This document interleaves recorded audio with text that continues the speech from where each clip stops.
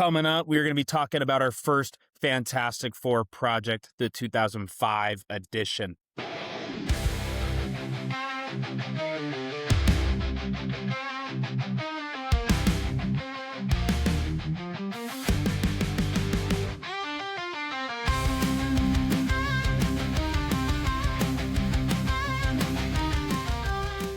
Hello, everyone, and welcome to the Sacred Rewatch. My name is Ethan Bronson, and this is where we are rewatching every project in the MCU in chronological order leading up to Avengers Doomsday.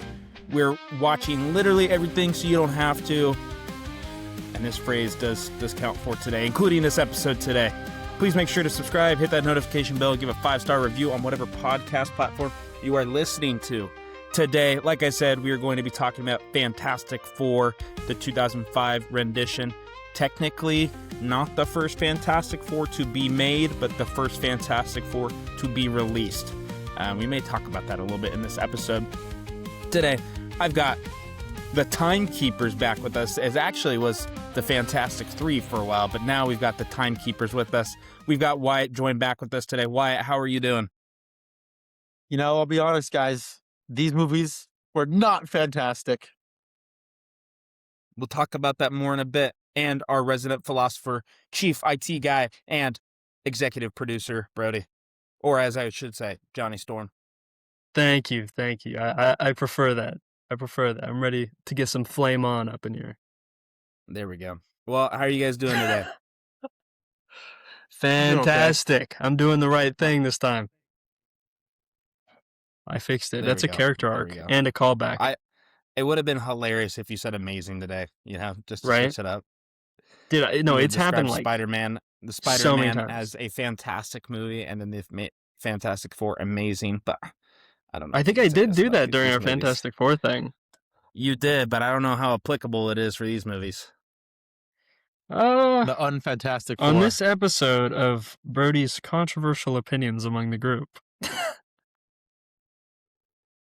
Well, face. Well, so I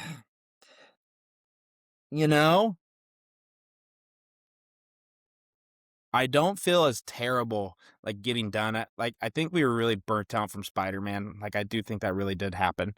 So these movies aren't great, I will be honest, but I don't feel terrible. I don't feel like, oh my God, I don't know if we're gonna be able to finish this. I'm really not feeling good, but we made it through fairly unscathed. While you're thinking about your non-spoiler thoughts, do you mind changing your microphone? What are you talking about? Is on the right one? What? No. Oh, no. That's Brody. No, I'm on the right one. I'm on the wrong one. Yeah. Do I have to leave and rejoin? Probably. Your audio sounds fine. Nah, I can leave and rejoin. While Brody's figuring that out, he'll come to a solution. I'm going to give my non-spoiler thoughts. I normally don't kick us off with non-spoiler thoughts, but I'm going to kick us off. I went into this movie thinking, this is okay. This is an okay movie. Don't really clamor to watch it again all the time. I really only have seen this movie as an assignment that I've given myself. You might be thinking, an assignment? How many times have you assigned this movie to yourself? Well, this would be my third time. First time for the Sacred Rewatch, obviously. I have done a Sacred Rewatch, especially when we're talking about the multiverse shenanigans portion of this podcast, which we are currently in right now, as we are taking a pause between Endgame, or technically Loki Season 1, and WandaVision, I believe. So going into Doctor Strange and the Multiverse of Madness, if you're watching the Sacred Rewatch for the first time, we refer to that as Doctor Strange 2. You have not seen that movie up to this point.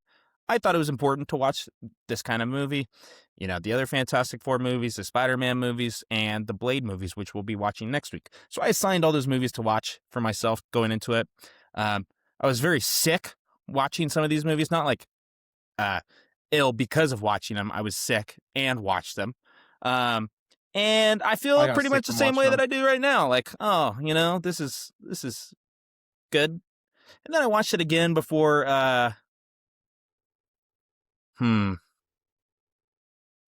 I think I watched this movie before I watched the new Fantastic Four First Steps, and I felt the same way.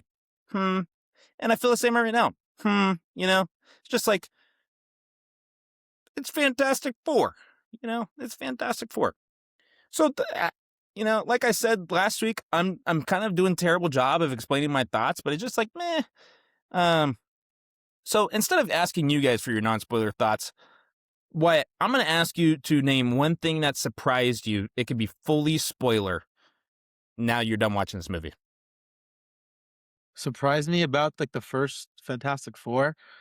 Oh, Yeah. I mean, I was honestly, I don't mean this to just bag on the movie. I was surprised with how ungood it was. Like, I relatively remember the first one at least being somewhat better, but I was sitting there watching this movie and I was like, this is hard to get through.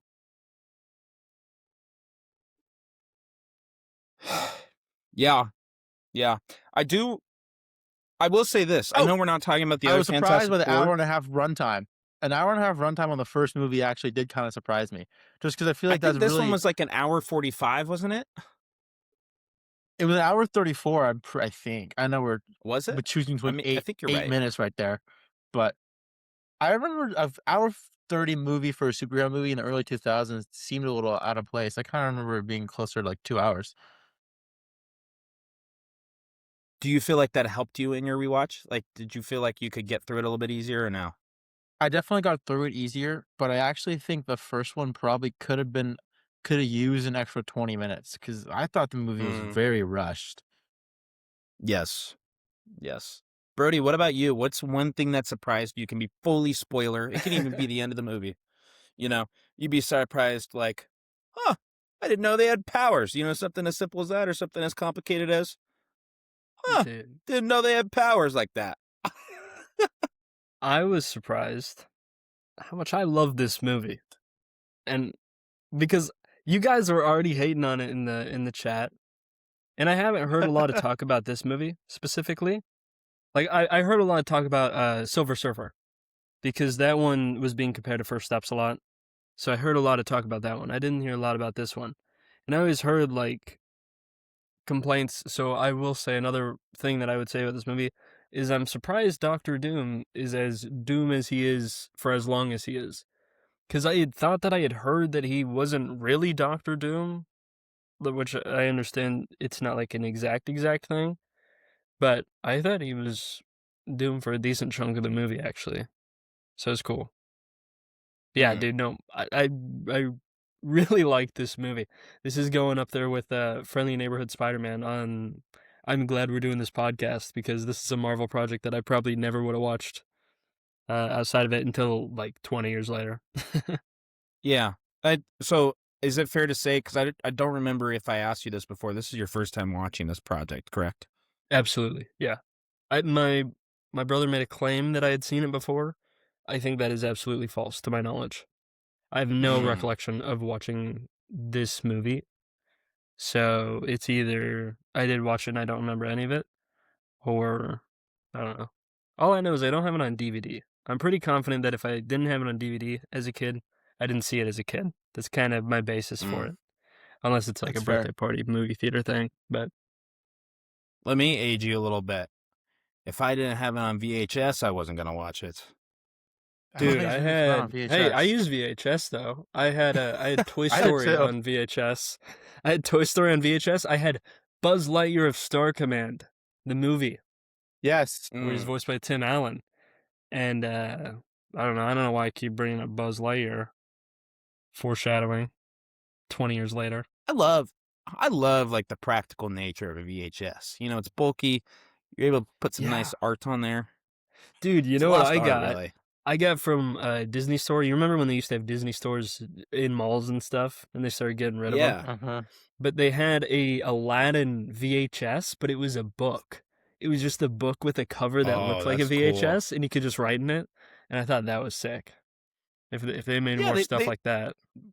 They still make Still some got of those today. I think I saw one at Disneyland at the World of Disney store that was like Lady and the Tramp. Playing in That's the cool. nostalgia. I like that. Dude, the VHS covers look amazing, dude.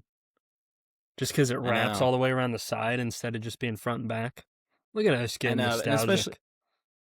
it sucks too. Like when you're like, especially I remember this as a kid, and sometimes me or my brother would unwind it, and you'd have to like try to figure out how you can get it back on the track.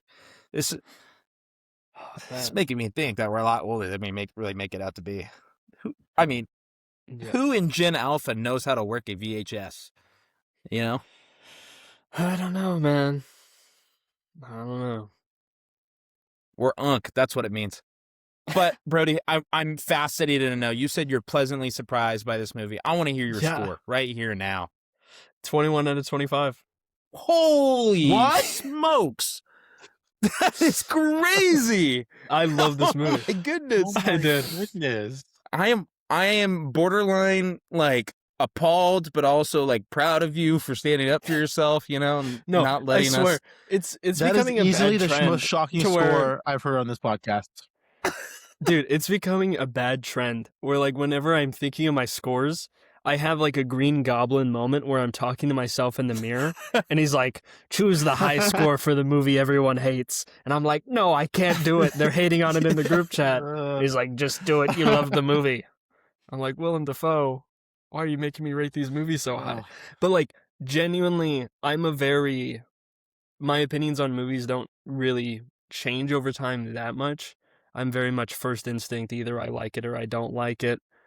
And I had a good time. And I think also this movie has such a level of that 2000s media. Like this is grouped up there with the Scooby-Doo live action movie and things like that.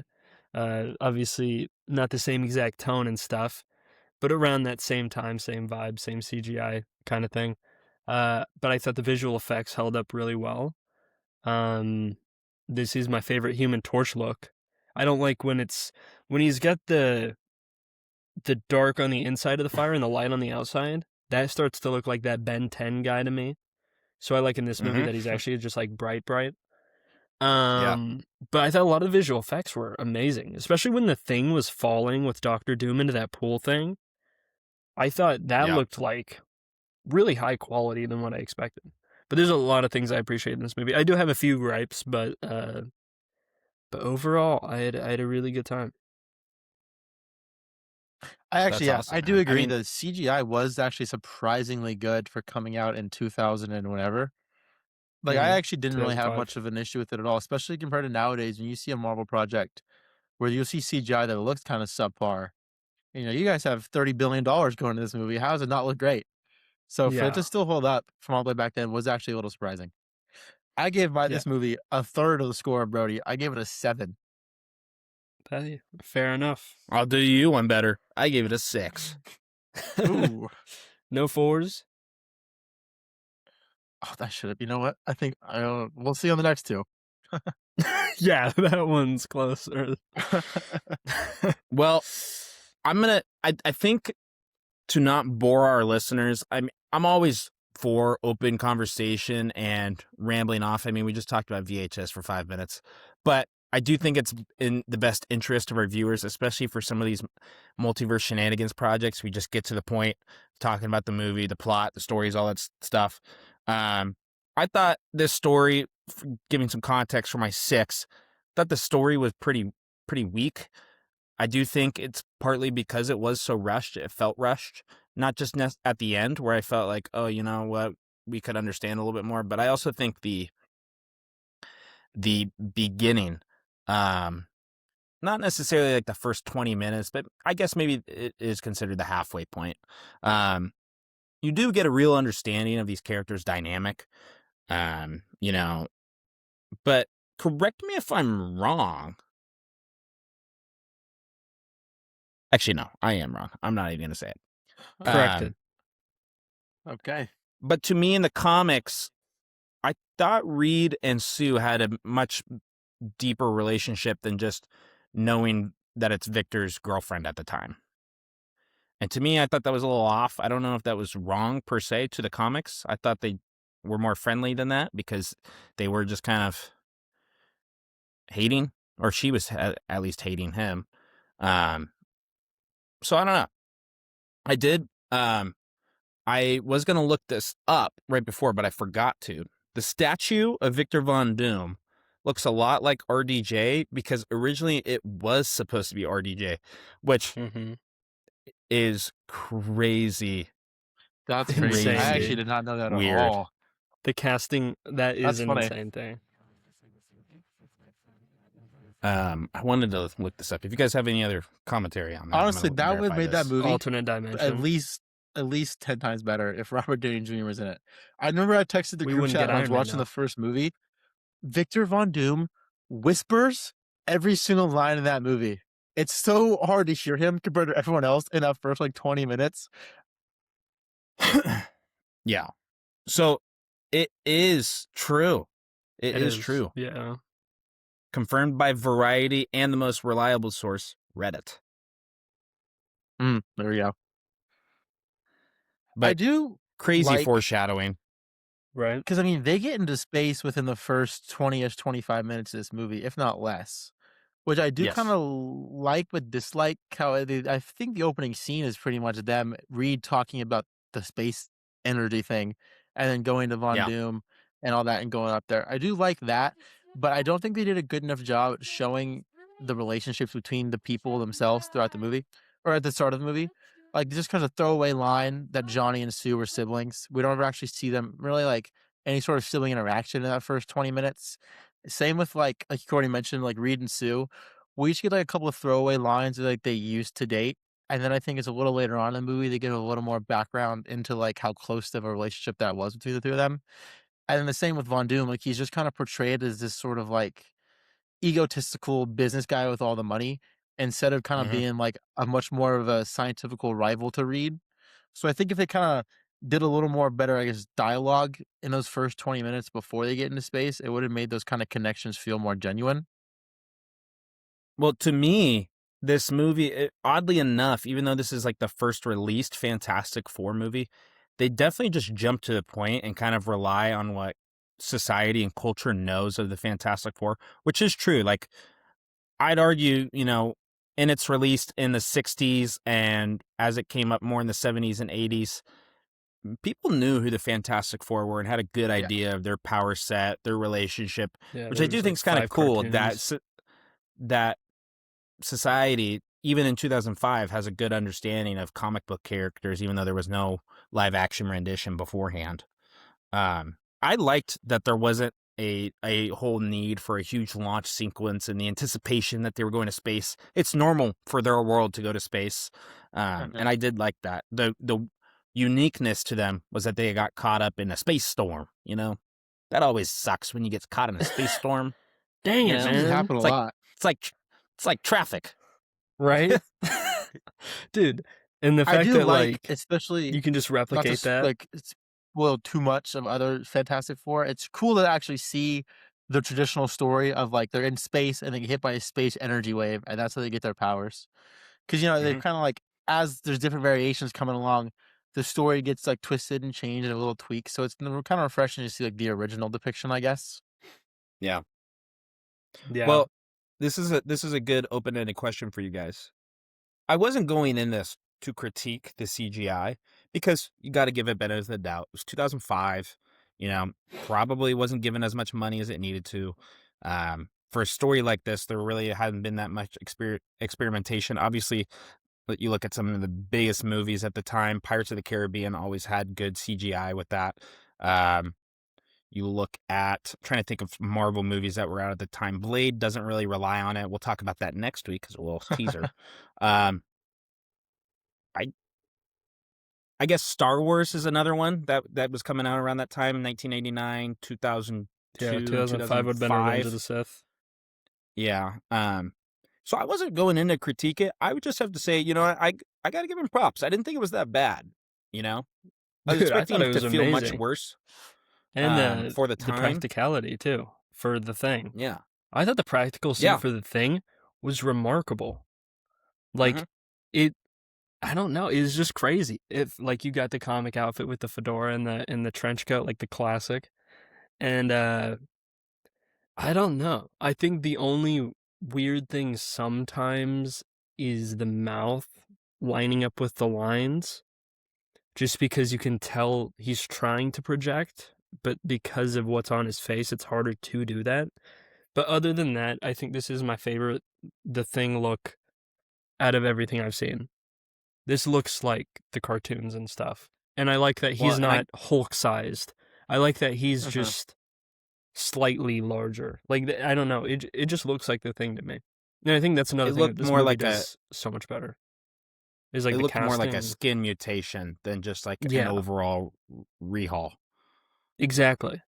And he's got the perfect voice for it too and everything too. Oh, yeah. Yeah, and I think, also, I'm not going to... I'll censor it. Edit. His wife's a dude. What the she's wrong with that lady? Dude, that terrible. Is exactly what I said. I can't believe Brody is censoring himself using the B word. No, but this is the This is the part of the movie. I want you to edit this too, because this is exactly what I wrote in my notes. Why the hell is Deb, his wife, a piece of shit to Ben? It's not like it's his fault, Right? She doesn't even give him a chance. She sees him oh my God, this horrific monster. Get away from me, get away from me. After he saves all those people and the firefighters and stuff, she's just she went all that way just to see him again, just to be like... And it would be better too, dude, if she said, you're very unbearable to look at, Obviously, we can't be in a relationship anymore. I still love you, but it's just not going to work out. But instead, she goes, "Oh my goodness, you disgusting freak! It's all your fault." But again, what the heck? I think this also ties back to what Wyatt was saying, which is my complaint about the movie. Is I do think we should have. Well, he did like the intro going into it and jumping into it, but I do think we needed like 15 minutes in the beginning of the movie or 10 minutes of introducing the characters before the whole space thing, because the problem is that is our first interaction with her. Like, we hear about his family and stuff, which is kind of good that we're unaware, because they have that scene of like, oh, where did Ben go? He went back to his family or whatever, right? And they're trying to find him. And everyone else had a more tame reaction to how they're changing and stuff. So I do like that intensity of, oh, we don't know how they're going to react, but you still could have had that and had more tension if we knew what the basis is for his relationship, other than just hearing about that. So I think that's the problem with a character like her, is we didn't get an introduction to what the normal state is until we saw her freaking out about this. And also, they don't give her a lot of chances to talk about it. You know what I mean? Like, I understand that she didn't need to talk when she took the ring off and stuff, but I don't know. It just felt like there was a scene missing there or something with their relationship. Yeah. I get that The Thing is like a comic book thing that people are so afraid of how he looks, but especially this iteration where he's very just like not normal size, because he's big, but he's not like hulking like the Hulk size. People are just like, they're so terrified of this guy who really doesn't look all that crazy. He just looks like he's made of rocks. But there's like this scene on the bridge where he's sitting on the bridge, and then that one guy in the suit is trying to like jump off the bridge, gets terrified of him and is like cowering in fear. He's like, "Hey man, I'm trying to help you. Hey, I'm just trying to help." He's like, "Oh God, no, please stay away. Please, please, please." It's like, guys, chill out. He's not that terrible looking. He's the friendliest looking dude. He's orange too. He's not even just rocks. Like, he's just this bright colored, like, I love Johnny's line where he's like, every team needs a mascot, because that's just like, I love Johnny's digs at The Thing. I was saying, talking about Johnny, in this movie. To me, he is easily the best part of this whole movie. Every scene with Johnny Storm is great. And were you getting the power of Chris Evans' charisma? But he's just every scene of him is great. Were you getting Nicolas Cage vibes? I don't know why. I was getting Nicolas Cage vibes from him, like, thinking he's on top of the world and stuff. Like, very early Nicolas Cage vibes. That's the vibes I was getting.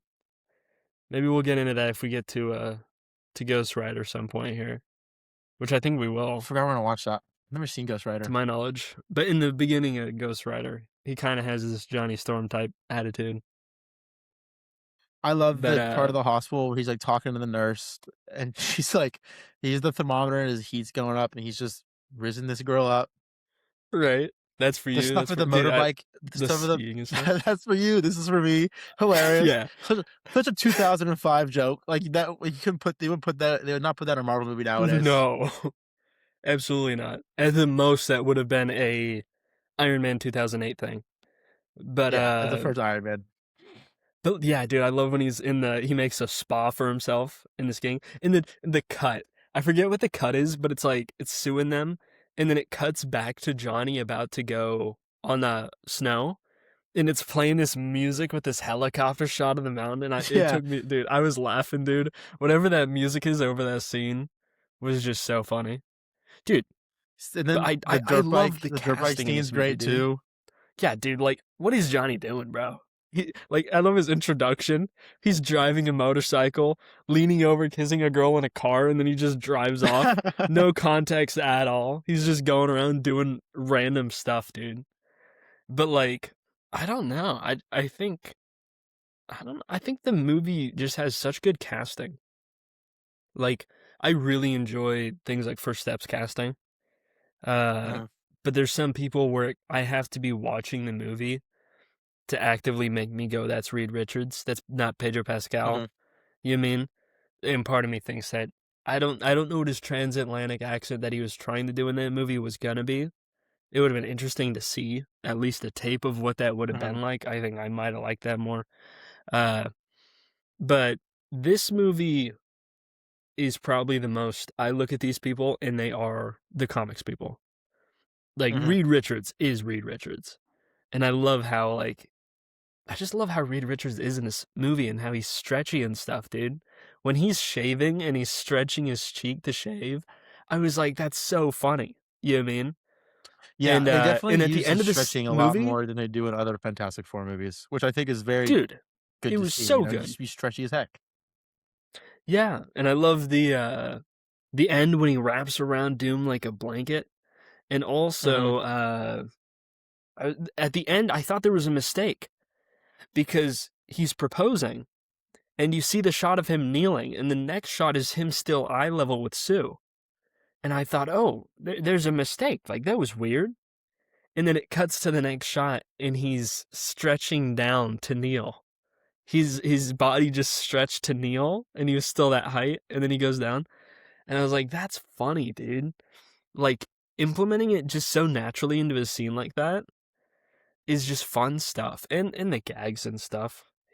I didn't expect his hand grabbing toilet paper down the hall. That was something. Oh yeah, that's a good one too. But yeah, dude. Or I like when he don't know, slides his man. hand under the door the first time he uses his powers, and Johnny looks at him and goes, "That's gross, dude." Yeah, dude. But this movie's like, I think it is my favorite Fantastic Four movie. I feel like I can say that preemptively before we jump into the next two. I was a huge fan of Fantastic Four First Steps, but I think that's a much easier watched movie in a lot of way, just because the music and the flow of things in that one.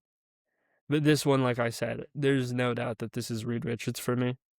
And there is moments where I do like truly believe like the Sue Storm and Johnny relationship. You know what I mean? Like there's moments where she's just like, Johnny, you know what I mean? And like moments like that where I'm like, they do feel like siblings and stuff when he goes and does things like that. And that I think calls this her movie does Susie, do a good job at catching or the thing. First Steps has a really good family vibe in terms of their closeness, but I do think this one does a better job at kind of the forced family vibe, especially with like Johnny and Johnny fitting in and Ben fitting in. Is you can tell that it's more of like if they hadn't got their powers, they probably wouldn't be around each other as much as Sue and Sue and Reed would have obviously stayed, whatever. But you can tell that there's sort of like a little bit of that roughness in the relationship. Like there's all sorts of like personality issues that they just kind of have to force themselves to get through. I do think they do a really good job at catching that, especially with Johnny and the whole group. Completely agree. I do like the Latveria reference. Yeah, the two of them. Dude, can we jump into the end of this movie already, Ethan, or no? Let's do it. Dude, the ending, I got so hype One, when it said the end. I can't remember the last movie I saw that just said the end at the end of it. Like, maybe Finding Nemo. Let's bring it back. How about we? You mean? It's maybe good. Finding Nemo is the last one I saw that said the end. But it glitching out and then showing Doom? Dude, I thought I was watching a teaser for Doomsday. How excited I got for a 2005 movie when it started doing the glitching and then I saw Doom's face. I was like, oh! I was like, wait, I don't have to wait through the credits for this? You know what I mean? Like, it made me so hype for no reason, just because, just fun stuff, dude. That's what I love about jumping around with these movies and stuff. All these early 2000s ones, they're just throwing stuff against a wall, and when it hits, you know what I mean? I'm with you. You know what? I'm going to give myself free reign to talk about this. I don't know, like, as much as I was excited to see the Latveria reference, I don't know if I'm really expecting Doomsday to mention Latveria at all. What? Or, like, I think this is going to be, like, They don't the mention most Latveria. atypical Victor Von What a shot Doom of it. background we will have ever seen. Nah. Just, You don't like the There's guy no hiding in way. the goon cave? There's nothing. you say, wait, time out. Did you say Goon Cave or Doom Cave? I said goon cave. I was referencing 2015's Fan 4 Stick. It should be the Doom Cave. Right? Dude, but like, I don't know Since we're what you talking want about to it. do in a Doom Cave, but maybe it's not PG-13. but since we're talking about it, not that part, but Latveria will especially be mentioned in Doomsday. There's no shot. The amount of complaints that every iteration of Doctor Doom has gotten up to this point, and we have that whole scene of Thanos explaining his backstory in Infinity War. There's no shot that they don't have a scene like that, at the very least. And because we already got it in that one movie that exists, that is unrelated to the movies we're talking about today at all. Yeah. I don't know. I think I was more excited that Latveria popped up because I'm assuming that it won't. So I'm appreciating it for when it did. Does that make sense? I gotcha. See, I got excited it popped up because I was like, we've never seen it ever. Maybe we finally do. Right.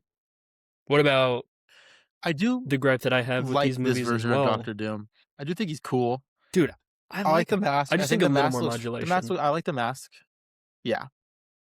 I got so hyped when he put the I like mask when he on. blows that 'cause- guy's chest open in the parking garage. Yeah. That's a fun scene. Dude, that stuff's fun, man.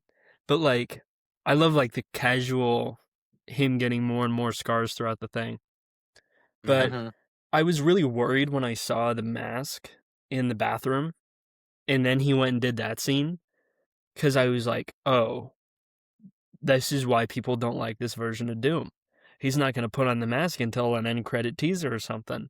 So then when he put it on and he actually was wearing it for a majority of the ending, I was really excited about that. I do think maybe a little more modulation on the voice once the mask is on, and we would probably be there. You know what I mean? That was the only thing that was a little jarring to me. But I do like his character in this movie overall. When you say modulation, were you expecting or wanting more like synthesized or like a techno They put vibe to his voice? not techno, but they do put a little bit of echo on his voice when he's got the mask on. But I just wanted lower tone, because I think I like him as the unhinged businessman, but it's weird hearing that side of him through the Doom mask. And there's something about the mask where I expect a lower toned voice from it. Yeah. And I think it would have added to the campiness that this movie, I think, falls into. Because I think this movie is pretty Raimi adjacent in a lot of ways. But I think that's more of like stuff. just the 2000s vibe that like That's what I'm Sam saying. Raimi's kind of capitalized on. But in comparison to the MCU, I think this is a much more in line with those movies. Well, two things I'm going to say. One, I've heard you call me the unhinged businessman before, Brody. So let's not act like that was a new phrase you just came up with. And then Have the I? second one being, yep, it's on paper. It's on paper. News to me. This is Victor Von Doom, Can't do this. Reed Richards' business debate here. And the other thing I will say was in terms of this movie getting me excited for Doomsday, I actually think I would be more pleased if you just swap the actors. If you were to put Robert Downey Jr. in this role as Victor Von Doom, I think the movie would have got a lot better. And I think that's Iron given Man, some no. props to the Russos. Yeah, exactly. But, just in terms of like, I can see RDJ playing this character a lot more. So that did get me excited. I'm the opposite. I feel like RDJ is Really? going to do great with what he's going to do. But the thought of him, like, every time I was watching The Mask, I was like, dude, I don't know how I would feel if The Mask ever were to come off, or backstory or anything. And I saw Robert Downey Jr. Gonna come off. I know, but You're I'm not just paying saying, that guy $80 there's billion a lot of to have speculation that with mask that. stay on. Hey, I would maybe say we're that's why probably he's going to have the I mask on prefer- for a whopping like 10 seconds. I prefer Right, if the gets mask doesn't come off blasted at off. all. I'm with you, Brody. But I'm just saying, I am 100% agree. it's just weird to me. Yeah. But we'll see. So, We'll see. I don't- We're speculating about a movie that's not out yet. I don't know if I asked this, It's true. or if you guys talked about this while I was gone. Did you guys talk about Chris Evans at all? It's the elephant in the room. Oh, Yeah, we talked about how we he's the talk best about part of Chris the Evans movie. a lot. He's so Yeah. fun. I think the credit needs to be given to Kevin Feige to see this rendition of Chris Evans acting in this way and say, you know what he is going to be? He's going to represent America in all the best ways. That's the guy that we want. Doesn't he in this movie, dude? I will. He's out on the snow. He's hitting He's dirt on bike motorcycles. jumps, right? Yeah. He's having the time of his life. I will dude. say this: seeing this movie for the first time in a while reassured how Chris Evans may act in a different MCU movie that's not Captain America. Wink, wink. That's a very accurate representation of how he acts in this one. When I saw that movie, I was he seems like he's being a little over the top here in this movie for this movie. No. And then watch this. No, Right. that was actually a pretty spot on If he was put re-representation in of that that character. scenario. It fit pretty well. Yeah, you instantly see that development. But yeah, dude, also, since we are just bringing up Doomsday in general, I'm very interested that this Fantastic Four team has fought Doctor Doom in this movie. And if that'll correlate, if powers will correlate between this Doctor Doom and that Doctor Doom. And weren't they at a red carpet or something? Was that this cast or was that the older cast? The older cast, the think this- 1994 rendition, which I know we're they were not in the movie a watching in little our bit prep for Doomsday. For They were at First the Steps. red carpet. I do believe. what's his name is in First Steps, right? What's his name is in First Steps? He's the firefighter dude that's like Ian. that version's Johnny Storm. Ian Mc. How do you spell his name? I always mix it up. But I just think it's interesting Ian. that this team has fought Doctor Doom and how that'll tie in any way. But I'm kind of like, dude, just bring this team back. You mean? I was expecting them to pop up actually in Fantastic Four First Steps if there was going to be that type of scene, and they didn't. Oh, here we go. Ian Grufford? Grufford? I believe he was at the red carpet. Oh, yep. Here's a picture of him. There's a picture of him. Did Jessica Alba? I doubt it. that's She's Reed kind of Richards? gotten big now. No, I don't think Jessica. Yeah. Alba. On the red carpet or in the movie? No, I'm So, talking about the red what carpet is for Johnny First Steps. Or are we talking Storm about the Super do Bowl? to get on all these space teams that keep sending him up into space? Because he's never. He's the raddest He's not dude a ever. smart. Radiates vibes, but is he supposed to be a really good pilot? Is that what he is in this one? Like he just Yeah. naturally That's gets it what behind the that's wheel what she of said anything? when they were introducing him. She said we already got a. I don't know if they said ace pilot, but she said we already got. Remember my brother, and that was kind of his introduction. He's like, So, oh, you know, Johnny. You can Yeah, fly into space if you got the vibes. That's all you need. Yeah, dude. true. Know a couple people. Because No, Chris Evans is a blast. it's just like driving a motorcycle. It's exactly like it. Dude. Hey, if you word, could bar drive for a bar. motorcycle while kissing a girl, you could probably drive to space. Drive to Drive space. to space. They don't Fly got to the flying space, car fly yet. to space. Dude, let's talk about another thing. Kind of unrelated to this movie, but also kind of related to this movie. This movie came out in 2005. Okay? We got another Fantastic Four movie. Came out in 2015. Got another Fantastic Four movie. Released in 2025. Why are we skipping the fours? Make the movie a year earlier. Come on, guys. What is going on? Yeah. We've never had a It should be every 10 years, try out a four, guys. 2004, 2014. You know what I mean? 2024. What's going on, man? Well, didn't you, Brody, tell me if I'm wrong. You have a quote talking about Fantastic Four first steps. They missed out on an opportunity. Wasn't it a Do I? TikTok that you made? Oh, I'm man. not on TikTok. Well, we What are you technically talking are on about? TikTok. We just need to do a better job posting on it. No. We actually have one TikTok up, and it's about the Fantastic Four. Is it?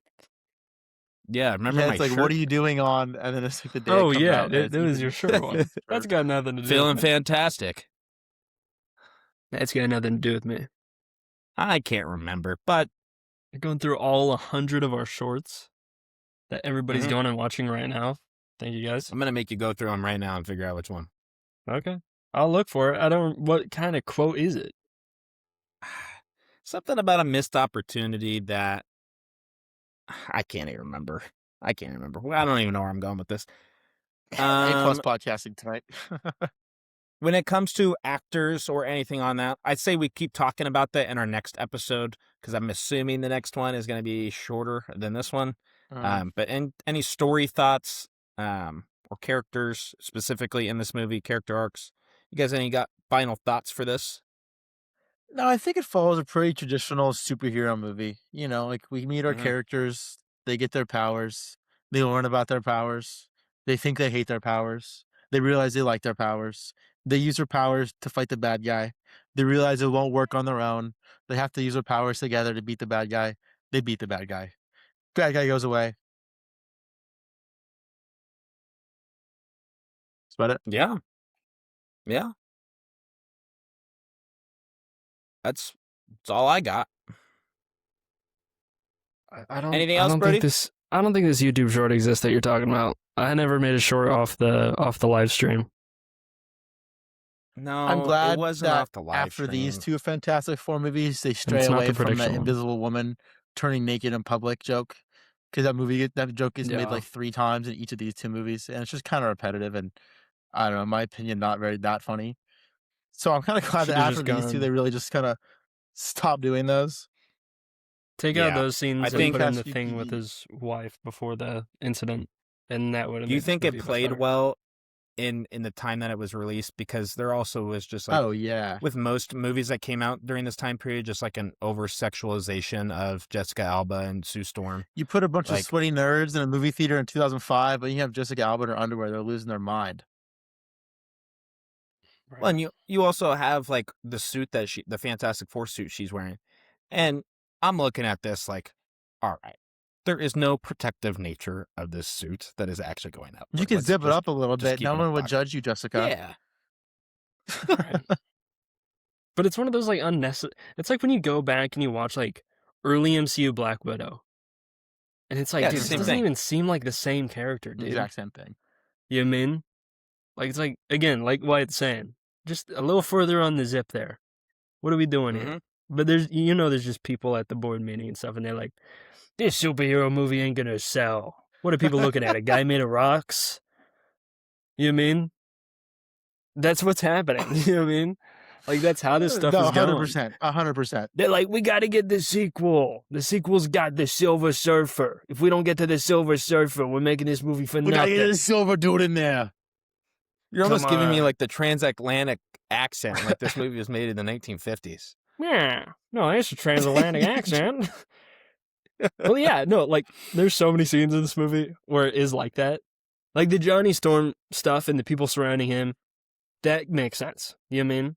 I do also, like, it's very different than what we see in First Steps. What I always, because we're kind of just talking about First Steps, because we can How do you not compare loosely. the two? I mean, yeah. But in First Steps, I always think of it like it's like a boy band thing, or like a band thing, where like Johnny's not like super chaste or well loved. He's just the only dude on the team, like in his 20s or whatever he is. You know what I mean? That like fans of them like. You know what I mean? They're not going to care about Reed Richards and the giant rock guy. You know what I mean? So that's more that scenario. But I do like this rendition of Johnny just being like chasing girls and doing stuff like that. I like this Johnny Swagger vibe a lot more than First Steps. I'm also surprised that Johnny Storm, First Steps, as a character, is not someone who gets angry a lot. You know what I mean? He'll be mad at the team for like not embracing their powers, but you would think writing wise, you would be like, people say he's hot headed. People say, you mean all these things about like his character, and he's on fire all the time. You would think he would be the one with the anger issues, but that always gets projected on the thing, which I think is good. It fits his character and stuff. But it's just an interesting thing writing wise that I thought about during this movie. I was like, it's an interesting the fire. What? Oh, what? You said it's an interesting thing. Well, here's the thing. Giant PNG. One of my favorite scenes, well, throwaway scenes in this movie is after Johnny does the whole thing at the dirt bike track, and he's riding this Fantastic Four suit, and Sue Storm's like, "Who put the logo on there? Did he do that himself?" And then Reed like looks down and slowly like covers his logo up on his whatever it's called, lab coat. His lab coat. I thought that's a funny scene. Dude, I thought the suits were amazing.